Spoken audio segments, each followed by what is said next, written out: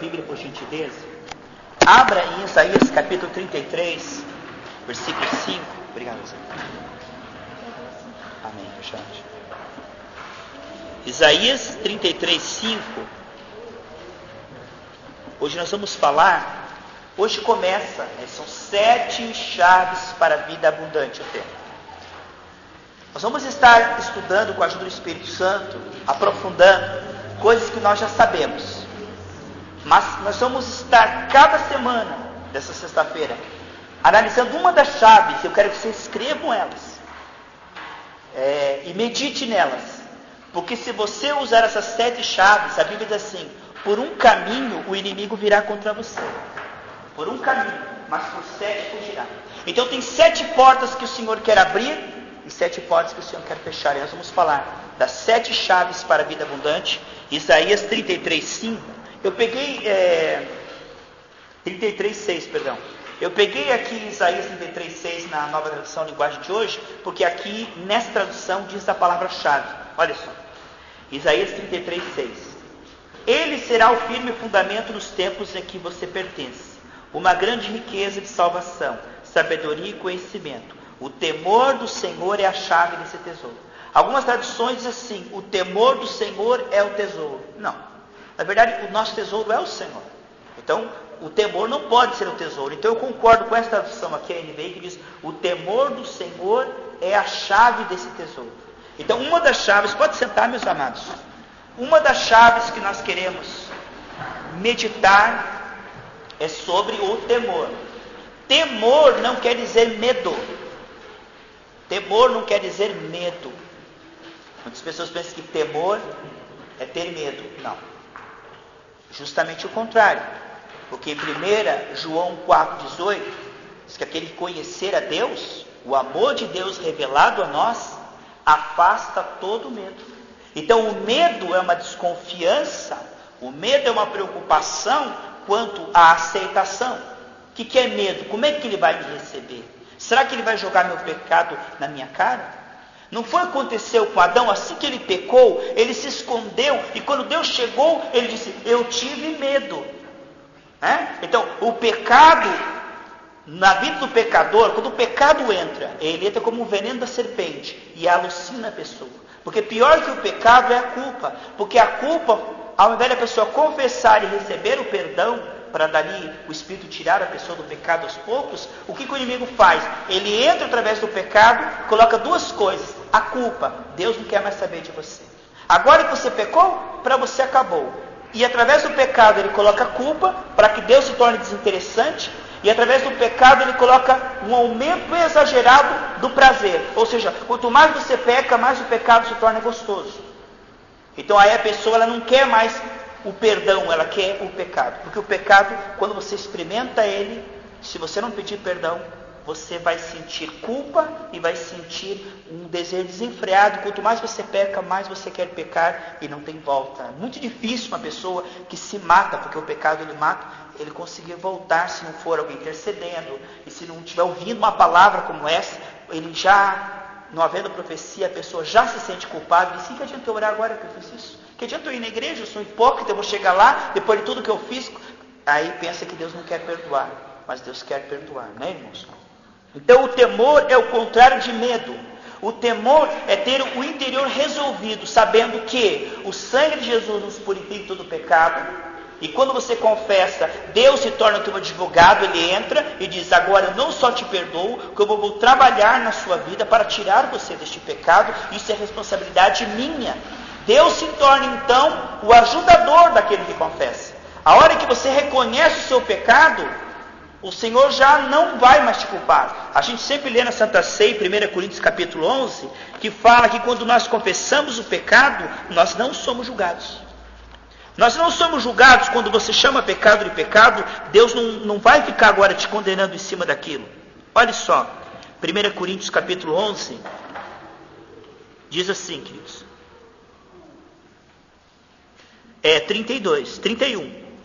Quando nós nos julgamos, não somos julgados por Deus. Deus não precisa tratar com rigor quem já reconheceu. Agora Ele vai trabalhar para tirar você do pecado. Mas se você não está vendo, Ele tem que permitir situações aflição, muitas coisas que você precisa passar para você enxergar que a tua vida não está boa e que você está apartado de Deus. Então Deus permite isso como último caminho, porque Deus não tem prazer em afligir ninguém. Mas a aflição muitas vezes é como uma maneira de Deus mostrar que a tua vida não está boa, que alguma coisa está muito errada e que você precisa voltar. Mas esse é o último caminho. O primeiro caminho não é a aflição, o primeiro caminho é a graça, é você meditar na palavra e dizer: é verdade, Pai, isso é pecado, me ajude, eu não quero continuar assim, eu preciso do teu perdão, eu preciso que o Senhor coloque nojo sobre esse pecado no meu coração, que o Senhor liberte, e dia a dia você vai oferecendo o seu coração, e num processo lento, que dura a vida toda, Ele vai tirando aquilo e vai colocando o prazer pela palavra do Senhor, pela santidade. Isso é um milagre que Ele faz em cima da sua entrega. Você se consagra e Deus produz o querer e o efetuar. Ele tira o coração de pedra, que ama o pecado, e põe um coração que ama. Como é que pode uma pessoa vir na garoa, na igreja, orar, jejuar, ler a Bíblia? Isso é um milagre. É Deus que coloca isso, porque nós não tínhamos essa ideia antes. O que nós gostávamos, nós começamos a desprezar. E o que nós antes desprezávamos, a Bíblia, a oração, a santidade, nós começamos a gostar. Por quê? Porque Deus começa a mudar o nosso coração. Isso é algo que Ele faz quando você confessa o pecado. Ele que não só purifica, né? Não só perdoa, mas Ele trabalha para purificar. Veja só. Então, o temor é ter o interior resolvido. Em Filipenses 3,9, Paulo dizia que ele não tinha nada para apresentar para Deus como sua justiça para ser salvo. Chego na porta do céu, como é que eu vou entrar aqui? Como é que eu mereço? Filipenses 3,9, Paulo dizia: eu apresento Cristo como minha justiça, como meu pagamento, como meu fiador. Através de Cristo eu posso entrar no céu gratuitamente. Paulo tinha em mente que a justiça que ele tinha para apresentar como pagamento para ser salvo não era a justiça da lei, mas era a justiça de Cristo. O que Cristo fez na cruz do Calvário paga para que eu seja ouvido, aceito, perdoado, filho. O que Jesus Cristo fez na cruz do Calvário. E agora o que o Espírito Santo vai fazer dentro de mim, vai me libertando para eu ser essa vida nova que o Senhor vai produzir. Então, isto é obra de Deus, é milagre. Ninguém pode santificar-se. Santificação é um milagre que Deus opera em cima da nossa entrega. O temor, então, é esse coração que dá oportunidade e espaço para Deus. O que é o temor? É uma pessoa que anda na presença de Deus. O que é o temor? É uma pessoa que leva em conta a existência de Deus. Mundanismo é a prática da ausência de Deus. O que é mundanismo? As pessoas decidem por si mesmas. Eu acho que isso eu quero, meu corpo é meu, eu faço o que quiser. Eu compro, eu vendo. O que é mundanismo? É viver como se Deus não existisse. Quando Adão morreu, a partir de Adão, começaram a gerar filhos não com semelhança de Deus, mas Adão gerou agora segundo a sua espécie, caído. O que Adão gerou? Homens apartados de Deus. As pessoas, elas andam, fazem tudo segundo a sua cabeça, elas tomam decisões loucas. Isso é mundanismo. O que é cristianismo? É levar em conta que Deus existe e consultá-lo. Isso é temor. O que é temor? Provérbios 3,6 fala: reconhece-o em todos os caminhos, e Ele endireitará as suas veredas. E que é temor? Eu preciso de Ti, Senhor. Eu não sou inteiro e completo em mim mesmo. Eu preciso da tua direção, da tua unção, da tua força. Eu preciso do teu perdão. Eu preciso. Então o que é temor? É andar com Deus, é precisar dele. O que é fé? Fé é essa receptividade, essa dependência. É como um bebê de colo que você coloca leite na boca dele, entende? Troca a fralda. Isso é temor. É depender completamente de Deus. É se fazer criança. Em Mateus 18, do 1 ao 3, diz que se nós não fizermos como criança, de maneira alguma entraremos no reino dos céus. E que é se fazer de criança? É reconhecer que sem Deus nós não podemos nada. Olha o temor. Também está em Provérbios 16:3. Em Provérbios 16:3 fala do temor, que se você entregar os seus caminhos ao Senhor, Ele fará com que você seja bem sucedido. Um exemplo claro de temor, eu gosto muito desse versículo, Daniel 10, versículo 12. Deus diz assim: Daniel, desde o primeiro dia em que aplicaste o teu coração em humilhar-se diante do Senhor e a ouvir, as suas orações estão sendo ouvidas. O que é temor? Não é só dizer: Senhor, me abençoa, me dá isso. Não. O temor é essa abertura, essa atenção, essa receptividade de dizer: Senhor, aqui está não só os meus problemas, aqui está o meu coração. Não apenas me abençoa, muda-me.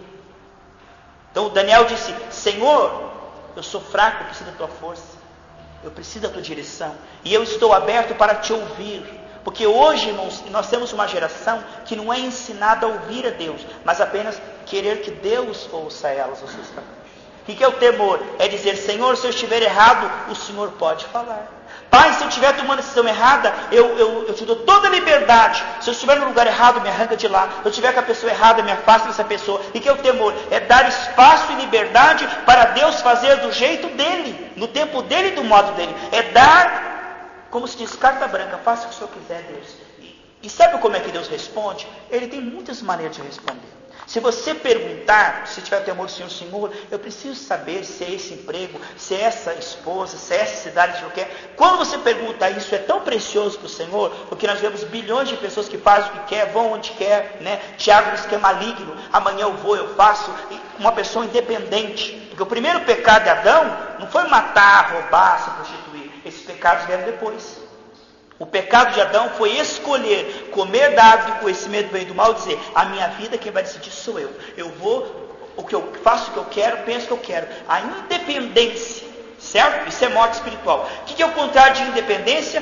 Dependência. É consultar a Deus. É assim mesmo, Deus? Eu acho assim, mas se o Senhor pensa diferente, o Senhor me mostra. E Deus ama tanto o temor, que a Bíblia diz em Provérbios 5, até o 7 ali, que o temor do Senhor é o princípio da sabedoria. Deus ama tanto esse tipo de pessoa que está aberta. A gente vai dizer, pô, ficar enchendo o saco de Deus. Ele fala assim, Deus fica incomodando qualquer coisinha. Deus ama quem pergunta tudo para ele. Eu ponho essa meia ou aquela. Ah, você está exagerando, Carlos. Deus sabe se vai esquentar ou vai esfriar. E Deus tem o maior prazer quando você pergunta para ele se põe ou não põe aquela meia. Não como um louco, um fanático, se eu viro para a esquerda, eu vou para frente, eu como. Não estou falando em fanatismo zumbi agora, que você vai ter que perguntar para Deus, subo no ônibus ou não subo? Isso é loucura, doideira. Estou falando questão, irmãos, que você anda com Deus, você vai perguntando e Ele vai respondendo. Ele vai dizer, essa roupa não está adequada. Está muito transparente, está muito decotável, você é uma santa mulher de Deus. Como eu falei no culto aí, que no verão, o diabo que pegou o gadareno lá, Milton, que o diabo ele pegou o gadareno lá, e o gadareno ficou pelado no cemitério. Assim que ele foi liberto por Jesus, a primeira coisa que olharam para ele estava vestido. O diabo não gosta de pessoas vestidas, ele gosta de pessoa... Ele não gosta de pudor, de modéstia. Ele gosta de ver pessoa pelada, sensualidade, roupa transparente, roupa grudada. No verão ele coloca todo mundo pelado, né? No verão todo mundo fica pelado. Ele antes se diverte, é prostituição, é adultério, é tudo quanto é coisa errada, não é verdade? Mas Deus é o Deus da pureza, chama-se Espírito Santo. Pastor, sabe, você é um pouco salgado, um pouco radical. Irmãos, tem gente que se ofende com essa palavra e não vem mais. Mas quando uma palavra mexer com você, doer, diga assim, quem está errado sou eu, não é a palavra. Sabe, não se ofenda com essa palavra, não diga assim, porque, não vou mais lá na sexta-feira, o Carlinhos fica só falando dos meus defeitos, eu quero ser assim, eu gosto de ser assim. Irmão, você tem que gostar de ser assim, ó, porque é assim que o Pai gosta, o Pai que manda em você, não é verdade? Então quando a palavra mexer com você, que nem aquela mulher, ela ia perder a bênção se ela fosse humilde. Jesus falou, não dou pão para o cachorrinho. Ela falou, o que? Eu venho aqui, você me chama de cachorro? Ela falou, é verdade, eu sou tua cachorrinha, joga o cisquinho aqui para mim que eu como. Se você se humilhar, Deus vai te exaltar, irmão. Porque essa palavra nos chama. Se nós formos humildes, nós temos a ganhar. Mas se nós endurecer e falar, eu não acho assim, isso já é demais, perdemos a bênção. Porque Deus, Ele abençoa o humilde. Mateus 11:25. Olha só. Outro exemplo, irmão, de humildade, de temor. O Geraldo sempre gosta desse versículo também, né, Geraldo? 2 Crônicas 20, versículo 12. Eu sempre cito esse versículo, eu gosto, Geraldo também, nas pregações que ele prega, ele fala sobre 2 Crônicas 20, versículo 12. Quando 3 exércitos vieram contra Josafá, e ele disse assim, ó Deus, lá vem o exército numeroso. Nós não temos força em nós mesmos. Nós não sabemos o que fazer, mas os nossos olhos estão postos em Ti. Então o que é temor? Reconhecer que a força que você precisa vem dele passo a passo até o fim. Deus não dá força para você, não te faz fortão. Não. Tem aqueles filmes de Sansão que mostram que você só bem musculosão, fortão. Não era assim. Tanto é verdade que quando o espírito saiu dele, eles amarraram ele e venceu. Sansão não era forte. Diz, se você ler o livro de Juízes, que Sansão clamava, o espírito Espírito vinha sobre ele e ele vencia naquela vez. Na próxima vez ele passava uma luta, ele clamava, o Espírito vinha sobre ele e ele vencia. Sansão não era forte, Sansão ele recebia a força do Senhor. Isso não vem de uma vez por todas. Isso vem passo a passo e até o fim. Duas coisas que o Senhor quer: nos dar a sua força e a sua direção. É a unção e direção. É isso que aqui está escrito em 2 Crônicas 22. Não temos força em nós mesmos, não sabemos o que fazer, mas os nossos olhos estão feitos sentir. Ou seja, Senhor, eu preciso da tua direção e eu preciso da tua presença, da tua força, porque eu não sou completo em mim mesmo. O Senhor fez o homem fraco para que o homem dependa dele. Certo? Nós enxergamos menos do que uma águia, cheiramos menos do que um cachorro. Por que o ser humano é tão limitado? O filhote mais frágil que se você deixar e morre é o filhote do homem. Porque dos animais eles se viram, tem animais que se viram. Por que Deus fez o homem tão dependente? Para que nós dependamos do Senhor, irmãos.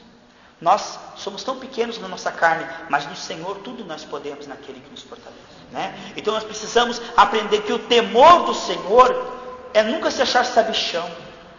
Que o homem que se acha sábio dá mais esperança para o louco no hospício do que para ele, porque o homem sábio ele não consulta a Deus. Em Provérbios, Salmo 10, versículo 4, diz que o soberbo ele não investiga, ele não consulta a Deus. Eu sei, eu estou decidido. Então a pessoa, ela quebra a cara, porque o humilde ele consulta a Deus, ele escapa. Então nunca pense que você sabe muito da Bíblia, que você é sábio. Não sabe é o Espírito Santo. Enquanto você for humilde, ele continua te ensinando. Enquanto você for humilde, ele continua te ajudando. Mas na hora que você se achar, que nem disse Nabucodonosor, não é essa grande Babilônia que eu construí pela minha força e para a minha glória? Aí ele foi comer capim. Tem muita gente pastando porque é soberbo, é arrogante. Eu sei, eu faço, eu sou melhor. E qual é o fruto disso? Decepção, fracasso, esterilidade, não acontece nada. Porque Deus resiste ao soberbo, mas dá graça ao humilde. O soberbo tem Deus como seu inimigo, seu opositor. Deus ele se opõe, ele resiste, ele trabalha contra. Até que a pessoa se dobre e reconheça que é pó. Aí Deus pega ele no pó e coloca no trono. Porque Satanás quer que nós sejamos soberbos, ficamos num trono imaginário. O homem nasce o tal, mas ele vai ter que descer. Se ele descer, Deus pega ele do pó e põe ele no trono de verdade. Mas se ele quiser competir com Deus e quiser ser soberbo, esse é o espírito de Satanás, Satanás insufla a soberba para que o homem ache que é alguma coisa. Aí Deus não pode cooperar com a soberba, porque se Deus cooperar com o soberbo, ele vai alimentar um monstro. A pessoa vai se achar o papo que eu. Então Deus não alimenta a soberba. Deus não cria monstros. Deus só investe em humilde, por quê? Porque a glória fica para ele. Imagine se Deus, irmãos, me desse bastante sabedoria e unção. E eu ficar dizendo, mas não passou como eu. Olha. Quer ver? Quero fazer você flutuar agora. Eu ia ficar um Deus no meio da igreja com letra minúscula. Eu ia ser um anticristo. Eu ia ser o super.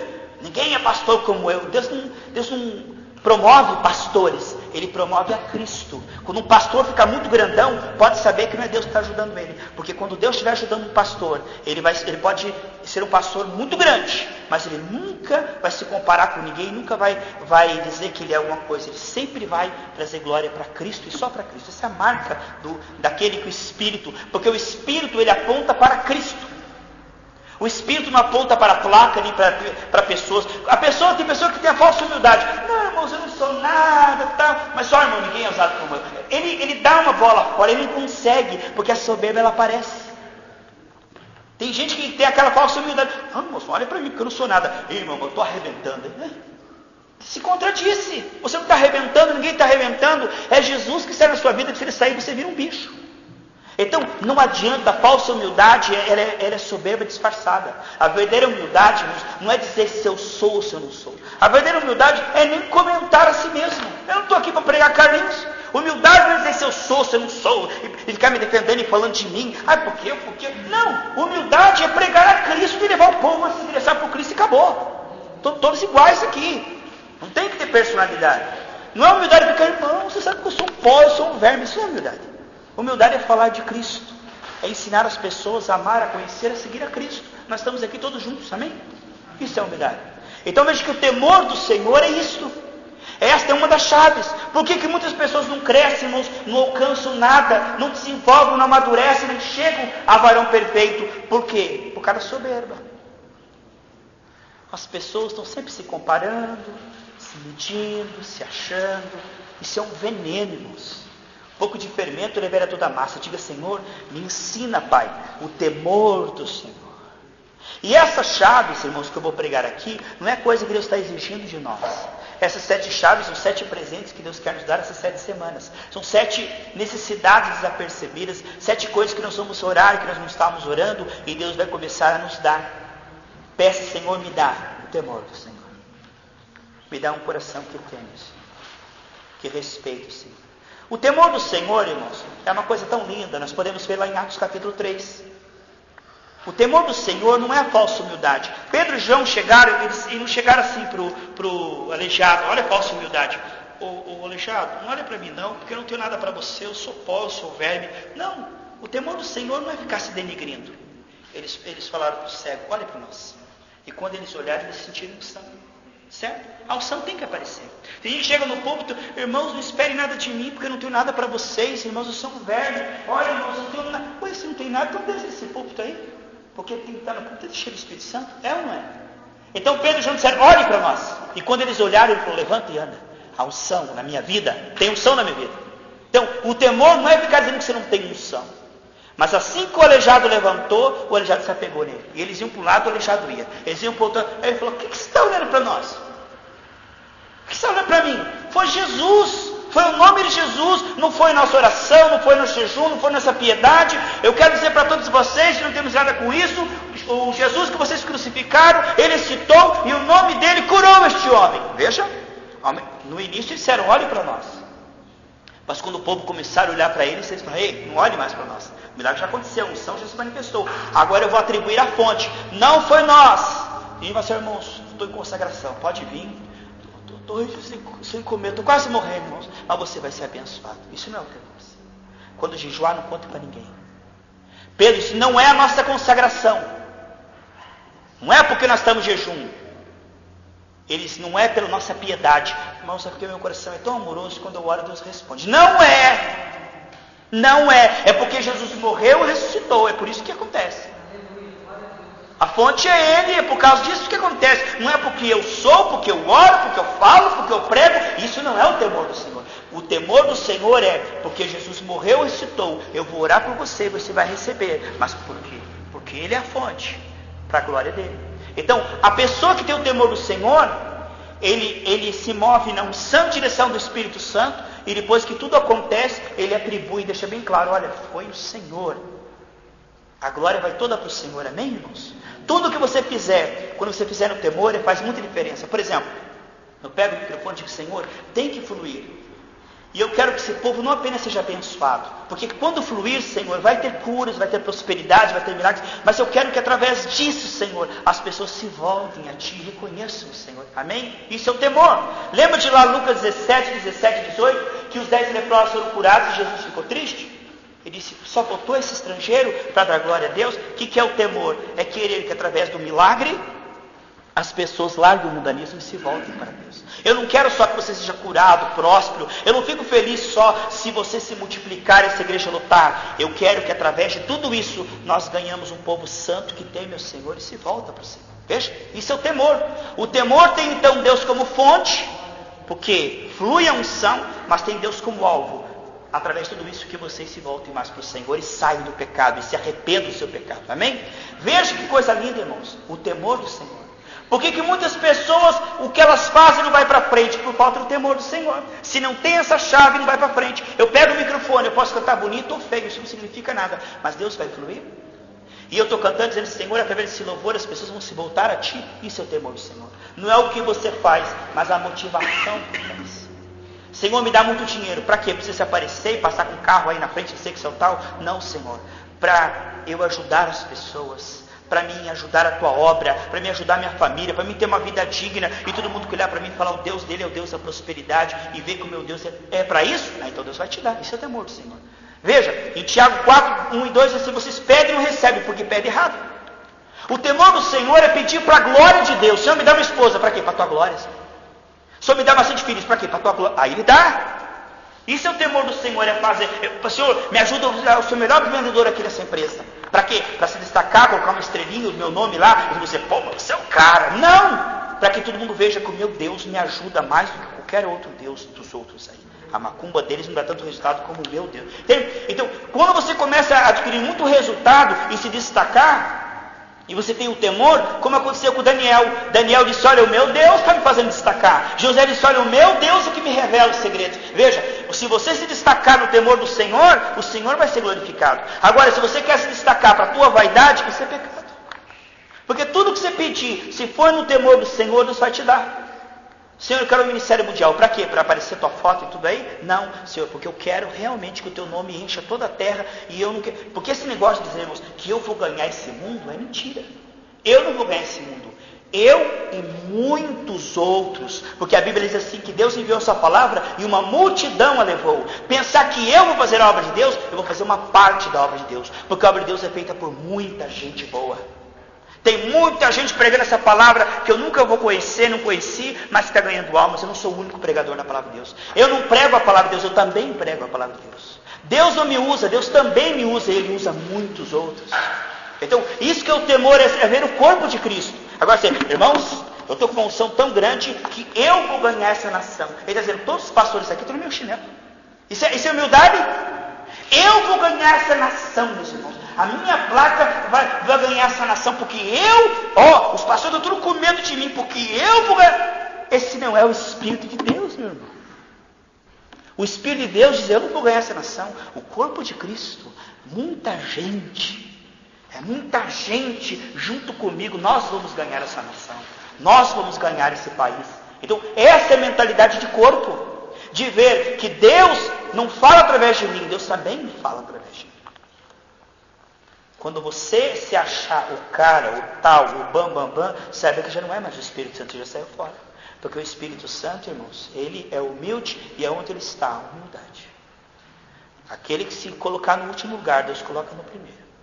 Então muitos estão só se exaltando para cair lá na frente. Apanho da vida e não aprende. Mas aquele que é humilde só vai crescendo, amém, irmãos? Fica na humildade, fica na simplicidade, o temor do Senhor. O temor do Senhor é isso, irmãos. É a chave, como diz aqui. Em Mateus 16, 19, Deus disse para Pedro, Pedro, eu vou te dar as chaves do reino. Então, chave é essa autoridade para ligar e desligar. Deus já ligou no céu. Aqui você é próximo, saudável e honrado. A minha oração tem sido esses dias assim, irmãos. Senhor, eu não vou orar, por exemplo, o Rick Lave. Vou pedir. Senhor, agora eu vou manifestar o teu domínio, o teu reino sobre o Rick Lave, onde estiver.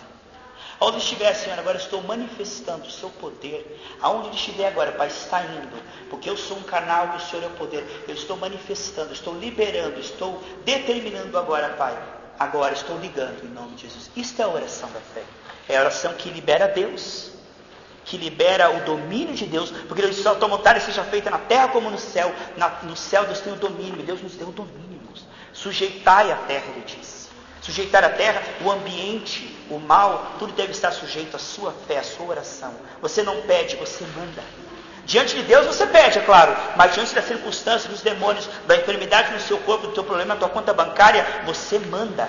E quando nós descobrimos isso e usarmos essa fé, o diabo vai recuar, porque essa é a oração da fé, é a oração da certeza, é a oração do domínio, e que nós vamos chegar lá. Eu creio que esse é o alvo de Deus através do discipulado, é gerar pessoas assim. Amados, em Provérbios 19, 23, diz que aquele que tem o temor do Senhor, nenhum mal o visitará.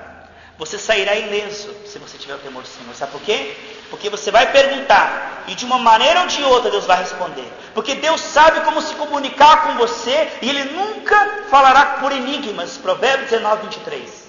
Saiba, irmãos, que Deus, eu tive um sonho tal aí, uma galinha azul subia, batia as asas, caía 4 penas, uma amarela, azul, não quer dizer nada. Porque Deus não fala por enigma, meus irmãos. Ele se irmou na vigília. Pastor, eu tive uma visão, acho que o amigo estava lá na vigília. Aí subiu uma tela e apareceu o Mickey Mouse e dizia assim, o que quer dizer, pastor? Não quer dizer nada. É claro que não quer dizer nada. Então, você comeu pizza, só isso. Dormiu com a barriga cheia. Então, quando Deus falar com você, você vai entender, porque Deus fez você, Ele sabe como fazer. Ele vai falar por sonho, por profecia, um versículo bíblico, Ele vai falar, de uma maneira que Ele vai falar, porque Deus, Ele responde. Na hora que você, às vezes você pergunta, fica ansioso e abre a Bíblia e não fala, a hora que você vai lá, cabeça tranquila, tal, ali, está lavando a louça, aí Deus fala. Entende? Deus não fala quando você quer. Você não pode pôr numa caixa de sapato e dizer assim, Da lâmpada aí, da latinha, o negócio. O negócio aí. Fala aqui. Você está preso aqui. Você vai lá. Não, Deus não está preso. Deus não está sob o seu comando. Não, ele fala quando ele quiser e como ele quiser. Ele é livre. Mas que ele fala, ele fala. E ele vai falar de um jeito que você entenda. Enquanto ele não falar, continua tranquilo. Porque Deus vai responder todas as suas orações. O temor do Senhor é o princípio da sabedoria, Provérbios 19, 23. E não o experimentará mal nenhum. Toda vez que você quebramos a cara, nós estávamos na carne, tomamos decisões burras. Achávamos muito esperto. Essa é inteligente, ação. Pá! Já viu gente espertinha? Vive quebrando a cara. O diabo gosta de gente espertinha. Mas se você perguntar para Deus, Deus vai te livrar de cada uma. E Ele vai te livrar antes. Porque livrar depois é ruim. Mas é bom livrar antes. Há muita coisa ruim que o diabo tem preparado para mim e para você. Mas se nós acharmos o temor do Senhor, o Senhor vai avisar. Porque o Salmo 91:10 diz assim: mal nenhum te acontecerá. O Eclesiastes 8:5 diz assim: que mal nenhum chegará até você. Você pode sair ileso dessa vida se você for humilde. Pastor, como é que você pode sair ileso se Paulo foi morto, esfolado, Pedro foi crucificado cabeça para baixo, Isaías foi cerrado no meio? Irmãos, se você tivesse a fé que Paulo teve, o morrer é Cristo, viver é Cristo, morrer é lucro. Morrer pelo Evangelho é glória. Agora, morrer por bala perdida, morrer uma coisa feia e ridícula, não. Agora, morrer pelo Evangelho, se for para morrer pelo Evangelho, isso é glória. Agora, o que eu estou dizendo, livrar do mal é dos planos do capeta antes da tua hora. Livrar do mal é que você não vai ser tocado pelo maligno. Porque, irmãos, para as trevas entrar aqui, a primeira coisa que nós temos que fazer é apagar todas essas lâmpadas. Porque enquanto houver luz, as trevas não apanham e não entram. E a luz é a presença, é a palavra, sendo crida e falada. Enquanto, Patrícia, você estiver alimentando a sua fé e falando essa palavra, você é invencível. E vem um problema financeiro? Não, mas está escrito lá, o Senhor meu pastor não faltará? Não, mas está escrito lá em Filipenses 4:19, que Deus suprirá toda a minha necessidade? Não, mas está escrito lá na palavra de Deus, que Deus cuidará de mim e que Deus nunca me desamparará? Não. Se você estiver, como Jesus no deserto, alimentando a sua fé, Rosana, e falando, você nunca vai ser derrotado. Mas o problema é que vem a luta, acho que esse mês não vai dar nem para metade. Esse mês vou ter que fazer um empréstimo, tá vendo? Quando você não fala essa palavra, você perde. Isaías 8:20. Por que nós perdemos? Porque nós não temos luz. A gente joga trevas, e aí o diabo multiplica trevas. Mas quando você fala luz, Deus multiplica a luz. O que é luz? É falar essa palavra. Quantas vezes, irmãos, nós somos desafiados como o povo no deserto, ao invés de dizer, não, se Deus nos colocou aqui, Ele é responsável, a água vai vir. Eu vou orar a Deus, olha, eu tenho certeza que cada vez que a minha fé é aprovada, Tu me dás a chance de crescer um pouco mais. Senhor, se o Senhor me colocou na situação e não tem água, é porque o Senhor quer mostrar o Teu poder e a Tua fidelidade. Eu não vou morrer de sede, porque a Tua palavra diz que o Senhor me colocou nesse deserto, o Senhor é responsável. A água saía da rocha, mas eles murmuravam. Porque Deus coloca aqui, porque não tem água, porque morreram todos. 1 Coríntios 10:10, porque na hora de demonstrar a fé, eles murmuravam. Cada luta que você passa, Deus está te olhando, o diabo está te olhando. Se você falar a palavra de Deus, Deus vai agir. Se você falar a palavra de incredulidade, o diabo vai agir. E a culpa é tua. Porque se você se alimenta de luz, Patrícia, e joga luz, você é invencível. As trevas não podem. E quer andar na luz? Alimentar-se de luz e lâmpada para os meus pés, a tua palavra, luz para os meus caminhos. Salmo 119, 105. A palavra é a espada do Espírito. Para cada luta que você está passando, existe uma promessa de Deus. Outra manhã de jejum, quero que você pegue a mensagem de ontem, foi muito tremenda. Nós falamos que você não terá filhos para perturbação. Quando teu filho começar a sair pela noite, você fica, meu Deus, onde é que ele está, meu Deus do céu? Não se desespera, Senhor. A tua palavra diz em Isaías, que eu não terei filhos para perturbação. Então, Senhor, o Senhor vai lá, onde está? Eu creio no Senhor, Pai, o Senhor é fiel. Cerco ele com amor e fé agora. Ele está sob os seus cuidados, deite e durma, porque Deus é responsável pelo seu filho. Agora vai sair pela noite aí, batendo em boate, meu Deus, vai ter meu filho? Será que ele morreu no necrotério? Não. O anjo do Senhor acampa ao seu redor daqueles que tem. Não precisa se desesperar. O que você pode fazer, você faz. O que você não pode, Deus faz. Então acredita nas promessas. Para cada luta que você vai passar, irmãos, Deus te deu uma espada, existe uma promessa. E se você alimentar-se dessa promessa e falar essa promessa, você será invencível. A situação que você está passando, você pode ficar triste, entrar em depressão, você pode chorar, você pode reclamar. Mas se você procurar, investigar, aqui nessa aliança que você tem, existe aqui um testamento e umas promessas. Se você pegar isso aqui e falar, Deus diz que você semeia, mas ele vai... Essa semente de luz, irmãos, como é que se destrói as trevas? Um lugar escuro, luz. Quando você semeia luz, você está incomodando o diabo, atormentando o diabo. Ele vai procurar um lugar escuro, porque ele não gosta de luz. Então, onde a luz é pronunciada, é cantada, tem louvor, tem palavra, e vídeo, e palavra, e louvor, você está resistindo ao diabo. Ele vai procurar uma casa que tem trevas, que tem briga, que tem carnalidade, que tem mentirada. Aí ele fica ali, porque o diabo gosta de trevas. Diz o nome Beelzebul, que é o Deus da mosca, o Deus da imundícia. Por quê? Porque ele gosta de imundícia. Aonde tem luz, ele não gosta. Por exemplo, você acha que o diabo está aqui? Ele não está aqui, porque essa palavra, ela destrói ele. Essa palavra, ela é poderosa, ela fez os céus e a terra. Essa palavra é a presença do próprio Deus, ela é espírito e vida. Que nem diz a Bíblia, irmãos, em Romanos 8:2, que a lei do espírito de vida nos livrou da lei do pecado e da morte. Mas qual que é a lei do espírito de vida? João 6,63 diz assim: a minha palavra é espírito e vida. Então o que é a lei do espírito de vida? É estar alimentando e falando essa palavra.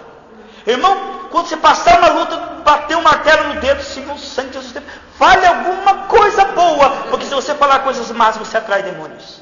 Os demônios, eles são atraídos, eles só podem participar e só podem agir através da sua palavra. Aí eles agem no seu pensamento, aí eles agem no seu sentimento, no seu desejo, e vão aprisionando. Tudo começa com uma opressão, depois vai para a possessão. Isso é por níveis.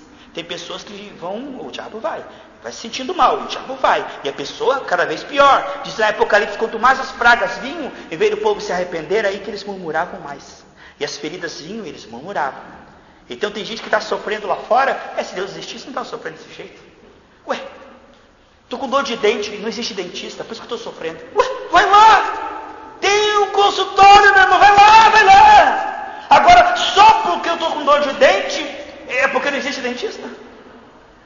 Ele existe, mas ele está te esperando lá no lugar dele.